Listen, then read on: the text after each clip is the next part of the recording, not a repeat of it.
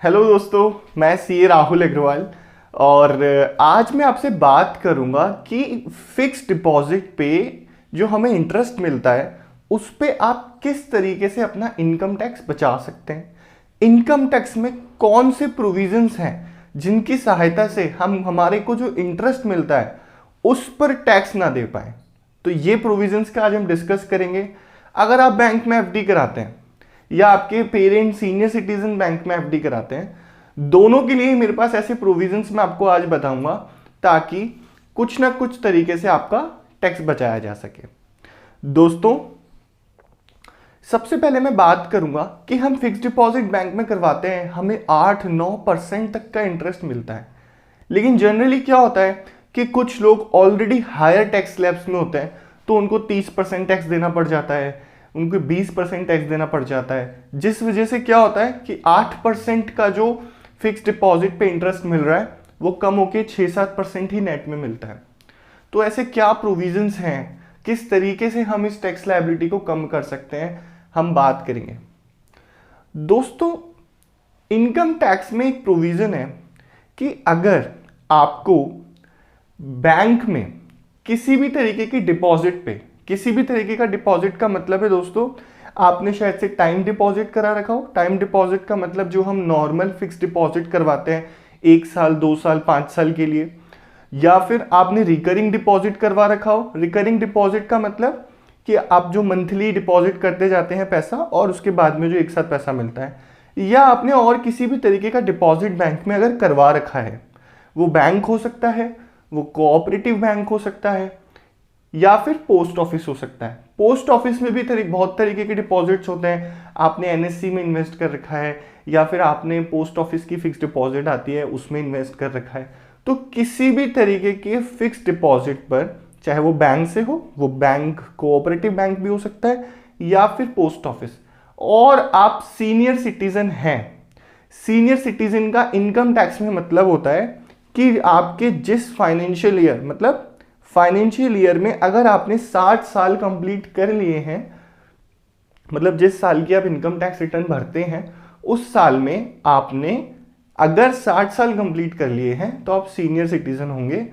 और गवर्नमेंट ने एक प्रोविजन दिया है कि अगर आप सीनियर सिटीजन हैं और आपको फिक्स डिपॉजिट से इंटरेस्ट मिलता है बैंक से, पोस्ट ऑफिस से या कोऑपरेटिव बैंक से, तो आपको एडिशनल 50,000 रुपए की इनकम टैक्स में डिडक्शन मिलती है दोस्तों, 80TTB सेक्शन के अंतर्गत। मतलब आप जब अपनी इनकम टैक्स के रिटर्न फाइल करेंगे तो आपको जो भी इंटरेस्ट मिला है फिक्स डिपॉजिट से, पोस्ट ऑफिस से, या आपने जहां भी बैंक में पैसा जमा कर रखा है, किसी भी तरीके का इंटरेस्ट आपको जो फिक्स डिपॉजिट से मिलता है, उसको आपको आपकी इनकम टैक्स रिटर्न में इनकम फ्रॉम अदर सोर्सेस के अंदर दिखाना होगा।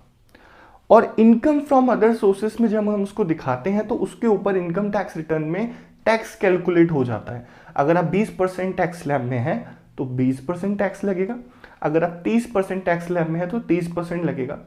और उसके बाद में जब डिडक्शंस का कॉलम आता है तो वहां पे आप 80TTB में सीनियर सिटीजन के केस में 50,000 रुपए डिडक्शन क्लेम कर सकते हैं।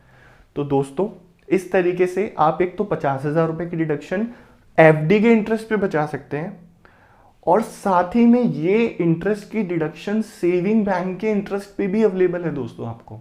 मतलब कि अगर आपका सेविंग बैंक अकाउंट का इंटरेस्ट भी आता है तो भी आप इस 50,000 की लिमिट में उस इंटरेस्ट को काउंट कर सकते हैं। लेकिन दोस्तों, कंडीशन है कि आप सीनियर सिटीजन होने चाहिए, तभी आपको ये डिडक्शन 50,000 की अवेलेबल है। दोस्तों, ये वाली डिडक्शन केवल और केवल bank, nationalised bank, cooperative banks और पोस्ट ऑफिस के इंटरेस्ट पे अवेलेबल है। आपने किसी प्राइवेट लेंडिंग से अगर कोई इंटरेस्ट अर्न किया है तो उस केस में आपको इंटरेस्ट पे डिडक्शन नहीं मिलेगी। अब मैं बात करता हूं कि इस केस में एक लिमिट होती है 40,000 रुपीज़ की जो बैंक में होती है। अगर आपने फिक्स डिपॉजिट करवा रखा है तो बैंक टीडीएस काटता है, उसका इससे कुछ लेना देना है, क्योंकि सीनियर सिटीजन्स के केस में वो 50,000 की लिमिट है और नॉर्मल केसेस में 40,000 की है।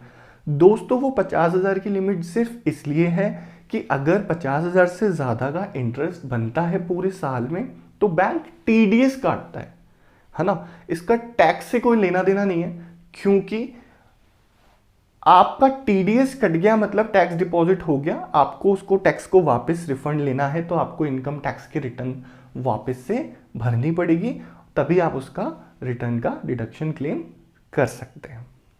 अब मैं बात करता हूं नॉर्मल टैक्स पेयर्स की, जो सीनियर सिटीजन्स नहीं है, क्या उनके लिए भी कोई डिडक्शन अवेलेबल है? दोस्तों आपके लिए सेविंग बैंक के अकाउंट पे जो इंटरेस्ट मिलता है उस पर 10,000 तक की इंटरेस्ट अवेलेबल है डिडक्शन। मतलब आप अपनी इनकम फ्रॉम अदर सोर्सेज में सेविंग बैंक अकाउंट के इंटरेस्ट पे डिडक्शन क्लेम कर सकते हैं। वो डिडक्शन होगी 10,000 रुपये तक की।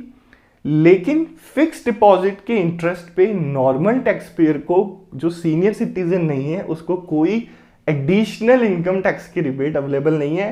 ये बेनिफिट सिर्फ सीनियर सिटीजन्स को ही गवर्नमेंट ने अवेलेबल करवाया है।